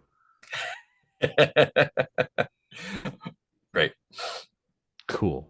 Back outside, there was a question in chat. I'm not sure what the context of "Can I get him" is about. Oh, that was mostly me wanting Wildcard to beat up Bruno. I mean, you could, Just kangering. that sounds fun. But I think in this moment, Blackwing turned around and she's like, "Enjoy your date, guys," or whatever. And I think Olivier just kind of leans over, smirks at Jeff, and he says, "The thing is, just because you pay a lot of money for a suit doesn't mean it's good quality."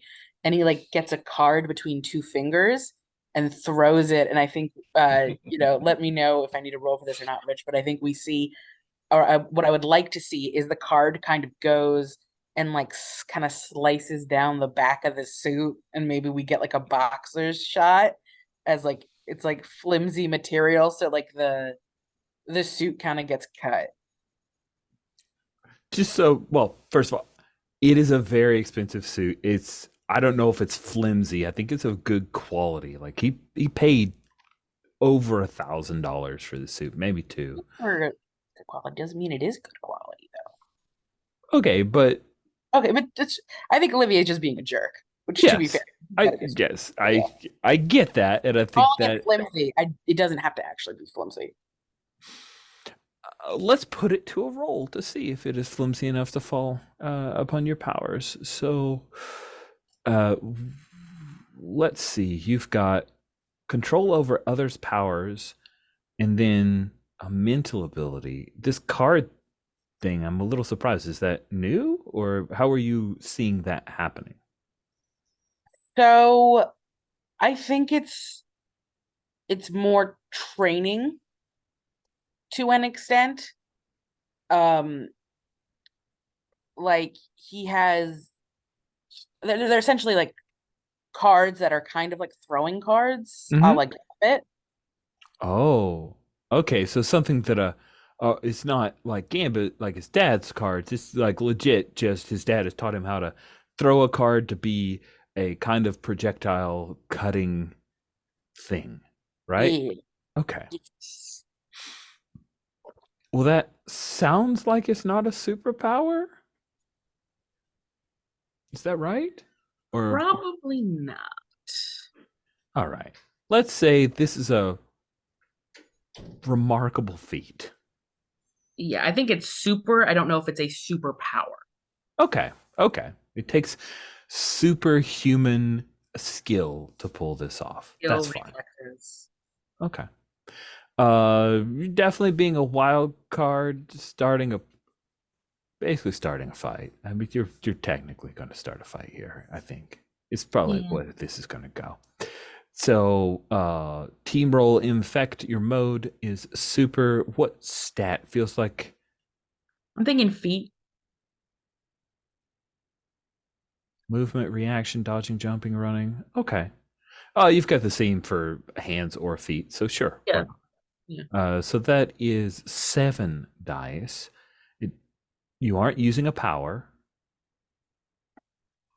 So you've got 7 dice. You need 4 successes. Do you want to spend any of your spark? Yeah, I'll spend a spark. All right. I don't think this specifically has, I don't know, fine control, making sure you don't actually hurt him because you're just trying to embarrass him. Yes. Does it feel like tension's involved in the role? You tell me.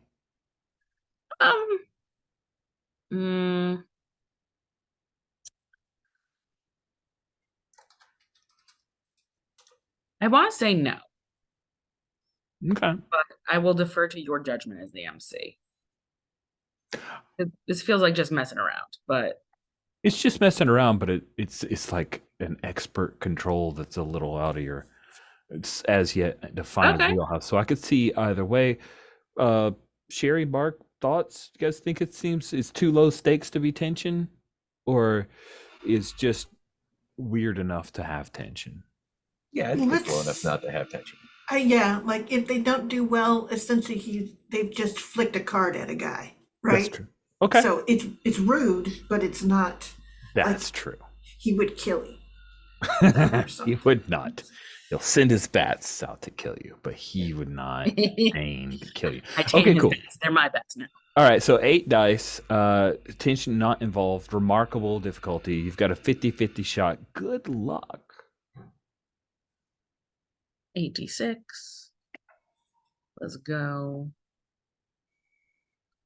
Yikes. Goodness. Goodness gracious. Okay, so tension's not involved. So I think you flick the card, but it just kind of bounces off of his suit, and that's when you realize he's wearing a nice suit, but he has something else, like it's reinforced. This is just the shell of something else. So you see like a little bit of a slit, but underneath is the cape that he has bunched up, and who even knows how he does that? Like, where's he got it stored? I don't know. And he doesn't even notice it. It's like you've cut the suit just a little bit. He doesn't notice it, and he heads outside, and all of the bats gonna come, and they fly around him at a little cyclone type thing. It's relatively impressive and super weird. But then he walks down the sidewalk away from you, chuckling to himself, perhaps at your expense. We don't even know. What do you do? Olivier orders a hurricane that he technically shouldn't be able to get because he's under 21. But well, we'll see what happens. Ooh, do they card here? You get a hurricane, I think is what happens. The waiter's like, okay, yeah, hurricane for you, no problem. I gotta go look that up. And It'll be the best hurricane of your life, no doubt. it's not the best hurricane, but it does have a lot of alcohol in it. And it's a passable hurricane. The food here is quite good. And I think unless Monique tries to stoke it to a fight, Bruno's just going to anger eat. And like he's ordered more bread. He's eating all the meatballs first before he starts doing the twirly thing. I think when they put bread in front of him, I think that's when Dynamo kind of like shows off a little bit and does like the little like electric blinky thing, kind of like grabs the bread back, or like grabs the basket of bread, puts it in front of her, just like, I need a lot of carbs, right? Yeah, a couple of the guys, they like flinch, right? Guys that you've put down, they're like, whoa, little PTSD action from them. And Bruno looks, I guess we can share. Give me another basket of bread. He will avoid a fight because he feels honor bound to meet the letter of the arranged meeting. And so you guys antagonize each other for a good half hour. Yeah, I think Monique is mostly just like not letting him provoke her, I guess. And just like being a brick, being the wall. And it's like, okay, cool, you can bluster and whatever you want, as much as you want, but this is not going to change on this end. Nice. We're waiting for 30 minutes, and we just see like a cup of maraschino cherries in front of Wildcard, just like popping them like they're candy. Like, and he looks more frustrated than perhaps you've ever seen him, Jeff. Yeah, I try to amuse him with video from the overnight of the bats swooping down on 14-year-old girls. And My hair.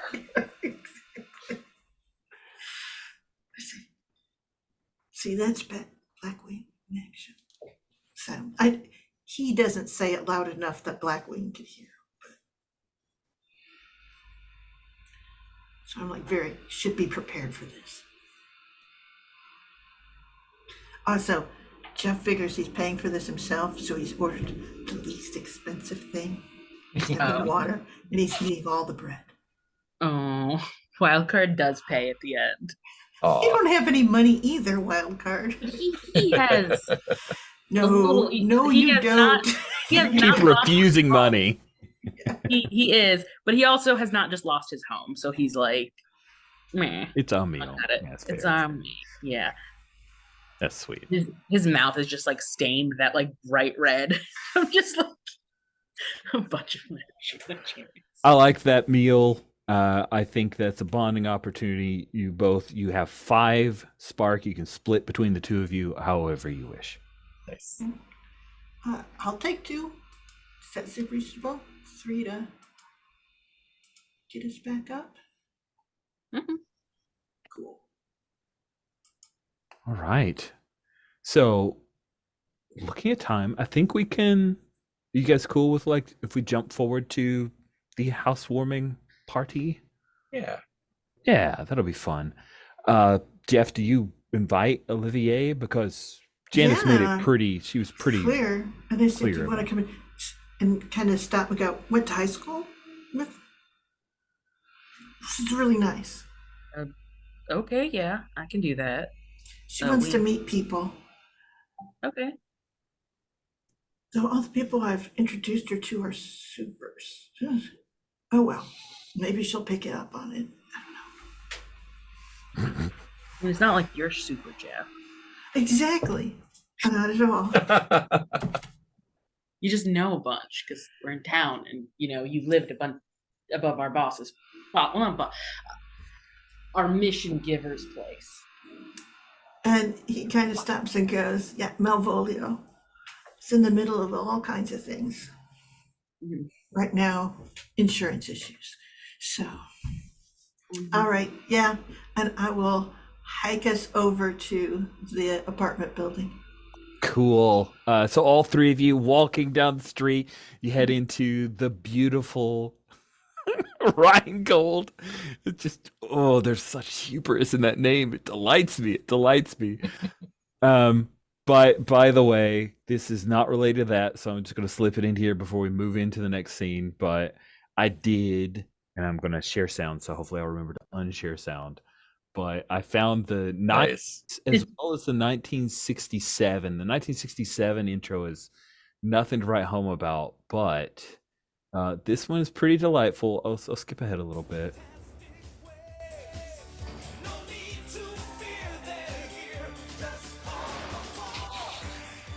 I'm sorry, what? Can he do this on command? He's supposed to be trapped.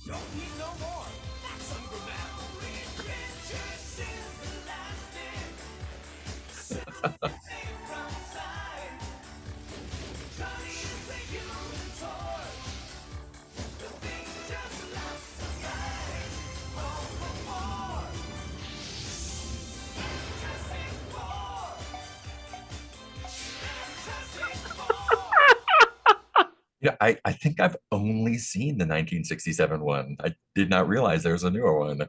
Yeah, I think it's on Disney Plus, maybe. I don't know. It's a thing. So, 3 of you walk down the street. You come to the Rheingold. It's lit up, like the outside. It's night now. Like it's 7:00. 7:00 was the meeting. This is like 9:00, so sun's setting, and there are lights that come on that just like make the Rheingold shine as if it were some kind of gallery. There are people up on top walking along the terrace areas. You head inside. 3 of you take the nice elevator. It's cool jazz music playing in the main common area as you're walking through to the elevator. You go up the stairs up the elevator. You come out to the really nice hallway with the apartments, and when you knock on the door, you can hear there's a little bit of music playing, and Janice opens the door. Inside, Jeff, did you help with any of the like decorations that she has been working on all day?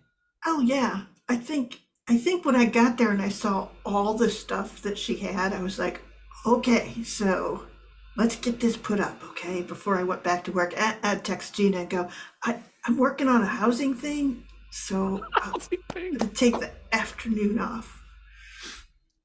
Yeah, and so there are like streamers and balloons and all kinds of housewarming related stuff. She's going a little overboard.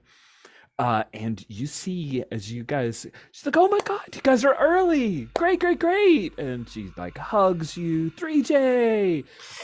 And then she's gonna does Monique give the like "do not hug me" look, or because it seems like it's like I've hugged this guy, so I'm probably gonna hug the other two. No, she's totally fine. All right, cool. So Friends. she's like, Yeah. her head comes to like here, I think, on you, like hugs your Maybe you side. think like I like lift her up a little bit. Ah! A little bit more friendly. She laughs a little bit. That's great. She's very excited that you're cool with it, and then she turns and 3J, who's this guy? And this is Olivier.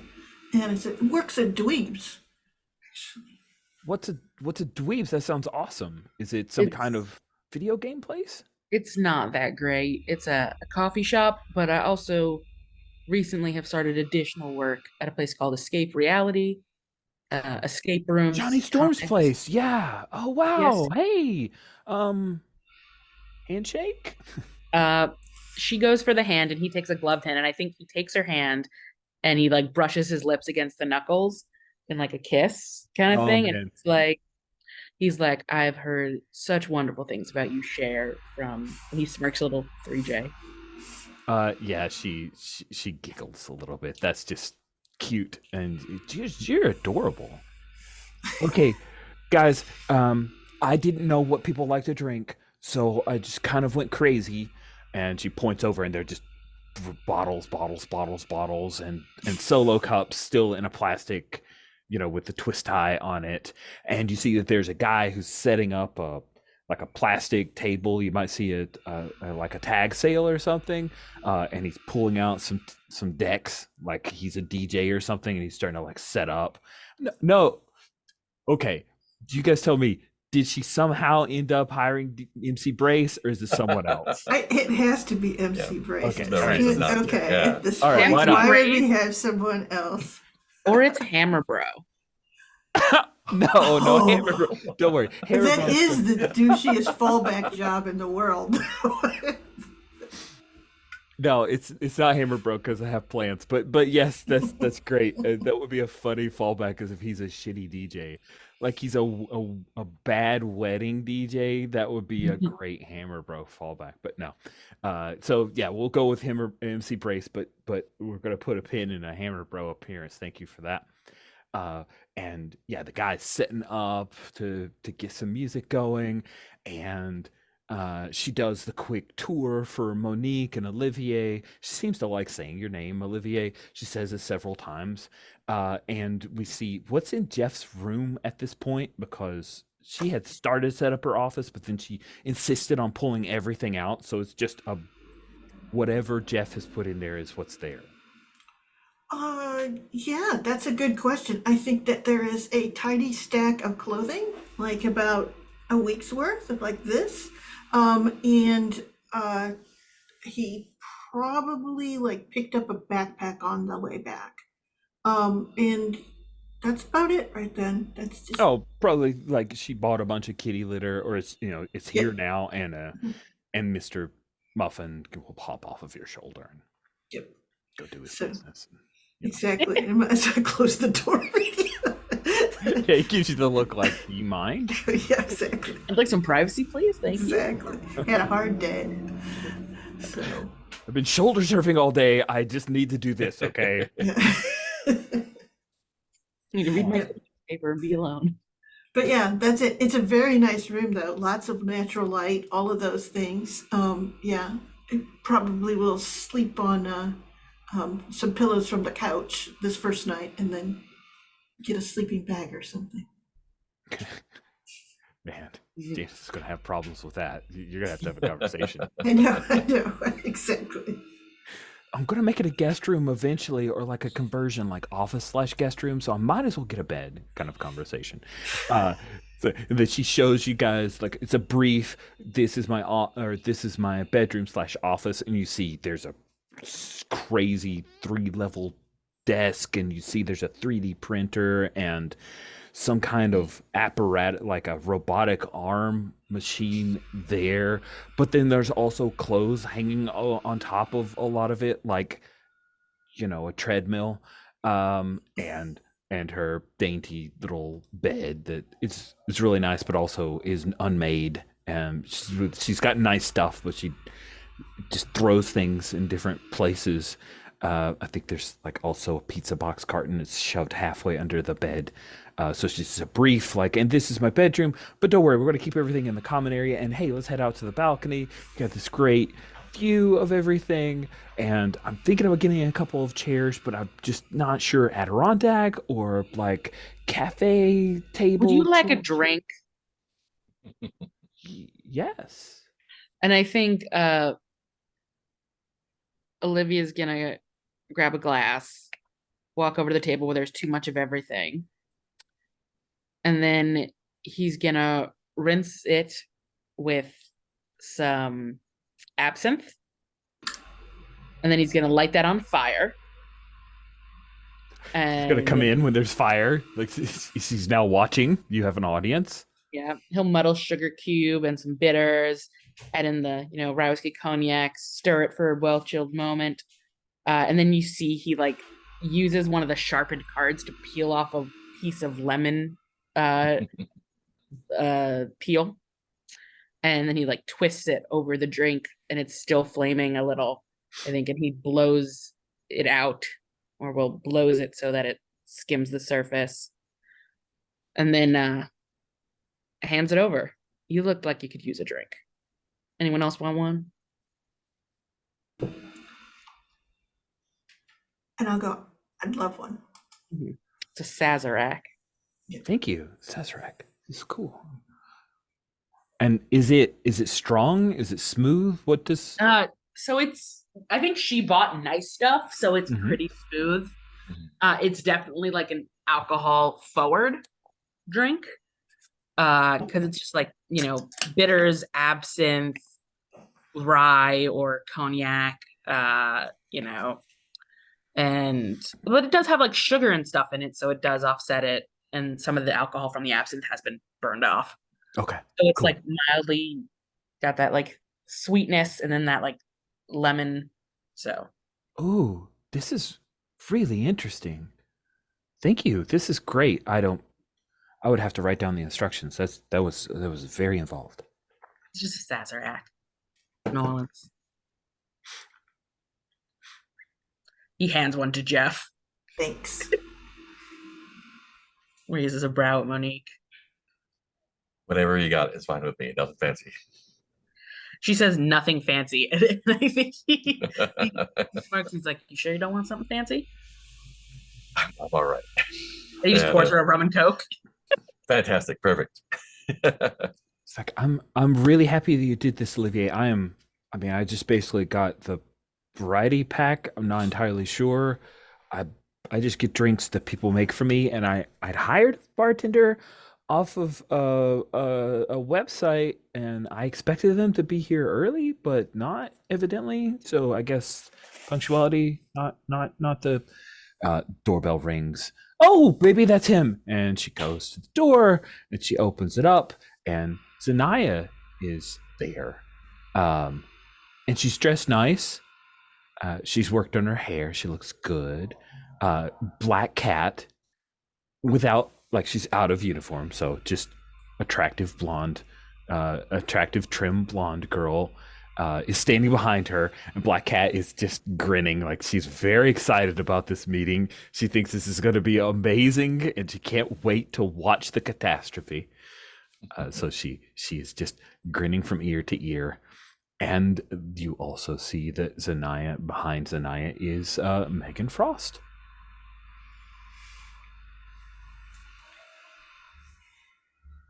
And I lean into Janice and I go, wow, wall-to-wall supers. What? Oh, right. You guys are from the Bushwick's Best. And Zanaya like holds out this little, I got you a little housewarming gift. Welcome to the neighborhood and also the Rheingold. And she looks pointedly at you, Jeff, for a moment. Zanaya does. And then like steps inside. And can I talk to you, Jeff? Sure. She's going to try to drag you out to the balcony if she can. Okay. I'll take my drink and I'll give Janice a little clink as I go and say, have a good time. I'm gonna see what's up. And then Megan notices that you're here, Olivier, and seems a little surprised. Yep, time chick. Yeah, so this may be, I think we'll have this conversation, then we'll pick back up in the middle of this. So we'll have the conversation with Zanaya. Zanaya pulls you, she pulls the door closed like a little harder than maybe she should, the sliding door. Oh, no, I think it's like French doors, if I remember correctly. Yeah. So she like closes the French door and the window shakes a little bit and she puts a hand on it like, oh shit. And there's a moment where she looks in and Black Cat's totally watching this. This is the most important thing in the entire world of Black Cat right now. Felicia Hardy must watch the train wreck that's about to happen. And Zanaya turns to you and has her back so that maybe Felicia can't read her lips. And she says, You're living with her? They said, I crashed in her guest bedroom for a couple days. That's all. Right. Like I'm supposed to believe that she's totally attractive. And I could see how you guys were at Mib and like, oh my God.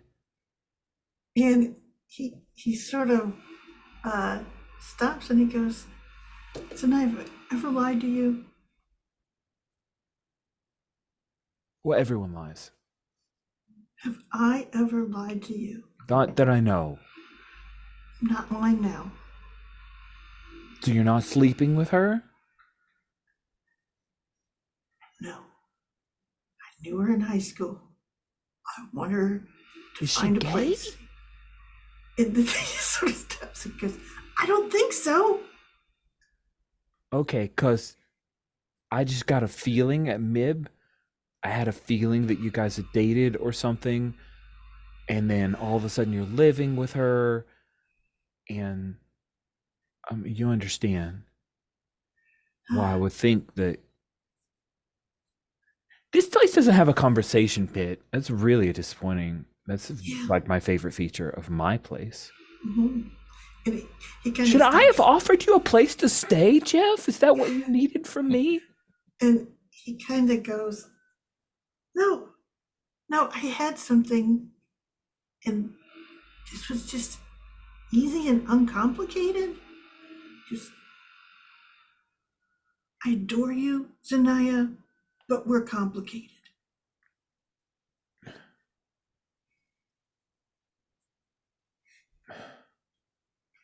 God, this is so embarrassing. I think I should just go. You don't think you can find a good time out of this? I'll just get really drunk and make an idiot out of myself, and then Megan's going to ride me about it for like days. And I think Felicia thinks that I was going to make a scene. You're so much better than them, Zanaya.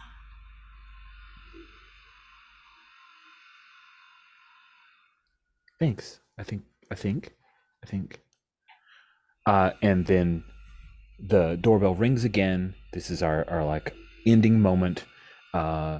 Janice extricates herself from Bushwick's best, opens up the door, and Mark, you tell me if Monique knows who this person is, but Kate, I'm rather sure that Olivier has been made aware of major figures in the supervillain criminal society. Okay. Yeah. But there is a rather tall, broad-shouldered man standing at the door. He's in a very nice suit, like black suit, black shirt, black tie. He's an albino, and he has, I don't know, what's a super expensive housewarming gift? Not flowers, but like a bottle of Cristal or something. a bottle of Cristal, or maybe like he has an air fryer, or yeah, he's got like an air fryer. He's holding an air fryer, like a good one. Yeah. Oh, like top of the line, like stupid. Largest size that's like too big for most counter. Way too, exactly. Yes, he's holding and he's big, so it's like this. He's holding it, and Janice looks up at him, and so Wildcard, do you know that this is it's Alonzo Lincoln, aka Tombstone, who is one of Spider-Man's on again, off again villains. Okay, yeah. And Janice says, Daddy. And so that will be our last moment, and we will pick back up in the big party. So let's quickly go through end of issue questions. The end of every issue, entire table of GM and players discuss the following questions. Did you clash with someone who threatened your neighborhood? Yeah. Yeah. I think so too. Yeah. So did you protect the citizens of your neighborhood at least once? Not directly. I feel like Dynamo did though, like by like telling like Manfredi, like or not Manfredi, Bruno, like, yo, we're not gonna step off and let you run this town. Like, I think that's Yeah. I think that whole meeting was about that specific thing, so I'm okay with that. Yeah. All right. So that's, of course, for the group, so that's 2. Did you defeat a villain or have a conflict with your rival team? yes. All right. 3 XP for everybody. Mark, I'll ask you first. For Monique, did you struggle with your normal day-to-day obligations? I don't think I did. No. Did you support another teammate when they needed you? Yes. Yeah, I offered Jeff a place to live. Cool.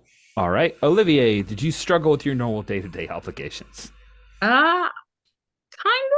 I think so. I think that we've definitely had the like. Do you yeah, you quit. You walked out on Dweebs.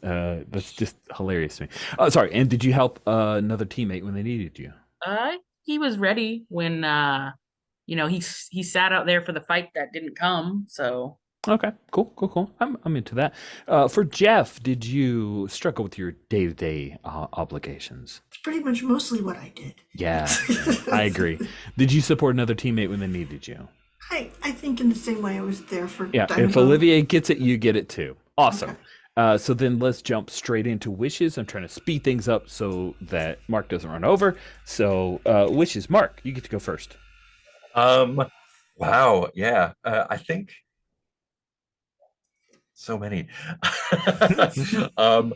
Definitely want to see what the result of like what Bruno tries to make this worse. I'm definitely interested in Tombstone from a someone I can't just beat up perspective. And yeah, just finding out more about our new little friend here. So and her dad. Excellent. Cool. So Kay or Sherry, who's next with wishes? I will go next, and I really dig the idea that for the most part in this room, Jeff is the only one who doesn't know who Tombstone is. I don't think Monique does either. Oh, okay, good. Yeah, it's like that's a big guy. Yeah, exactly. I am using the picture of Crondon or Maurice, I think his name is, perhaps. He was in the Black Lightning TV show playing the White Whale, which was one of the more interesting characters in Black Lightning. But I also thought he fit the descriptions of Tombstone quite well. So, not that matters. Any other wishes, Sherry? Oh, yes. I'm really looking forward to negotiating this space with Janice and meeting her dad and all of those things, and starting to figure out that she kind of likes me, but maybe not. I don't know. It is that thing of going, she's so enthusiastic. I don't know. I think he's got to sort through all of those pieces. Plus, he told Zanaya that that's not a thing, so. I know. Now you have to make it true. Or something. Cool. Then Kay, what about you? Any wishes? yeah, a few wishes. First off, I'm excited to see, like, I'd like to bring in Johnny Storm. Megan is here. It is time for that date, and I think that's going to be hilarious. Maybe Johnny Storm just shows up at this. Will like do all the things. Maybe Johnny just shows up. He's late. Yeah. we see, wild flashback, we see Wildcard sending a text like, this is the address, date time is now. So I'm excited for that kind of shenanigery. I definitely want to get into it with the rival team a little more. Like as like a group, maybe. Mm-hmm. And I'm very excited to watch as like Olivier navigates the fact that this is Tombstone, but it seems like this man is showing up to be at his daughter's party. And like Olivier doesn't want to ruin that, but he also has complicated feelings about fathers, so That's pretty great. I like that. So, those are my Those are great. I'm gonna normally I go last with wishes, first with stars, but because of time, I'm gonna let Mark Yeah. go. Do you have any stars you want to throw out before you're out? Yeah, I really love the whole dinner scene. I love that it didn't devolve into a fight or evolve into a fight. I love seeing Batman being super tightly wound. And yeah, the whole stuff with Janice, all this is everything about that is great. Yay. Cool. Thank you so much. And best of luck with your game, Mark. I know Yeah. it'll be great. What are you running? What are you running? I'm running my game, The Empire Never Ended, a GM fluid Philip K. Dick sci-fi thing. Ooh. Super fun. Sounds awesome. Best of luck. See you, man. Cool. I'll see y'all next time. bye. So Kate, any stars you wanted to throw out? Oh, absolutely. A star to the wonderful position I put Mark in, that he's not here, about being like, why don't you give Dynamo the job? That was Thank- funny. That was great. A star to Jeff trying to be like, I'm Vector, and then Olivier being like, oh, that's cute. Like just fully disbelieving that this man could be Vector. Just zero shot, I think is great. Like how you play that off. Jeff's like, yeah, no, I'm just keeping the joke going. That was really clever. That made was- it that was- funnier for sure. That was very funny. I love the wound pipe bat. I want to fight him, but not fight him. Like, I don't know. Fighting him would be exactly the solution he is most ardently hoping to happen. Yeah, like Wildcard doesn't want to fight him. He just wants to embarrass him, like, aka like cut down his suit or like just be like, what are you doing? Because like this guy seems like the antithesis of everything Olivier's running away from, because he's doing the super business, but he's doing it purely powered by the money of his family. Mm-hmm. And just like that's the exact antithesis of everything Olivier's trying to run away from. No, that's great. I mean, I wanted him to be a foil, but I love that the money makes him even more of a foil. That's delightful. Yes. And also just how obnoxious he is. So I'm loving that. I'm very excited for that. I'm excited to create drama. And I'd love the turn rich of just like, and dad is villain. It's so good. I also have such high hopes and love for Jeff and Janice. Yay! I want better for you. Jeff. I want better for Jeff. Wonderful.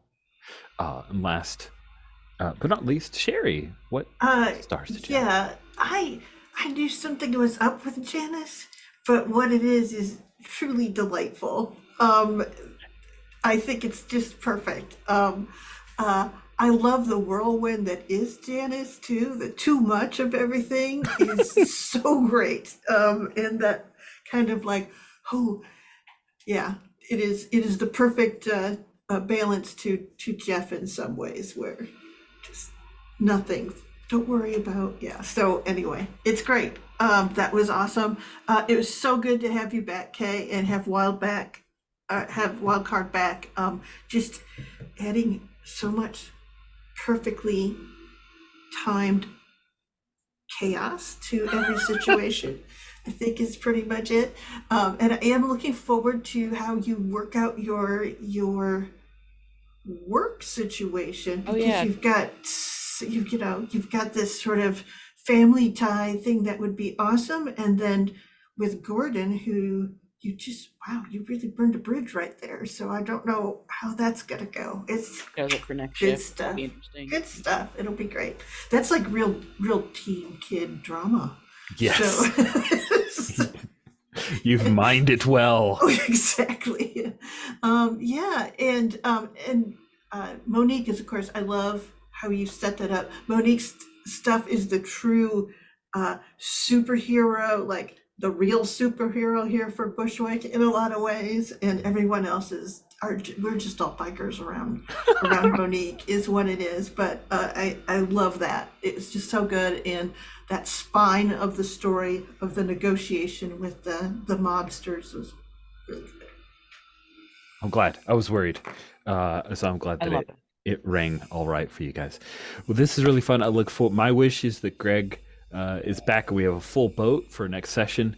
I've really enjoyed this low stakes party thing that we can keep like amping up relationship drama and also superheroes. And by the way, yes, please hold me to this wish. Remind me to have normies come into this party as well, like local people that Janice has just met on the street. Oh, you should come to my party. It's at the and they're like, wait, this random girl is inviting me to a party and I get to go inside this weird ass place. Yes, I will go. I'll go to the Rheingold. And some people are just Bushwicky folks are coming in. By the way, unrelated to anything, but just to share with you, I was watching one of the mini YouTube video things where people are going on a tour of Bushwick. There's a woman who calls herself Mother Pigeon.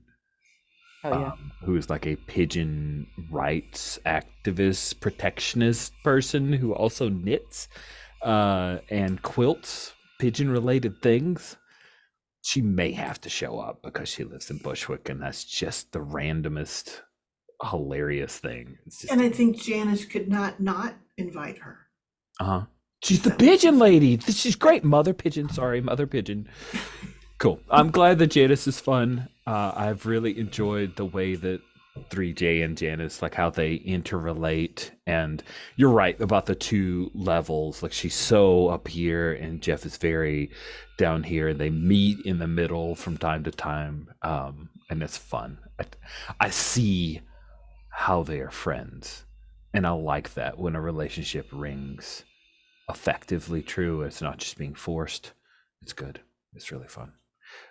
With that, we'll let y'all go a little bit early, but we will meet promptly next week and continue Yes. Hit the Streets. Awesome. Thank you.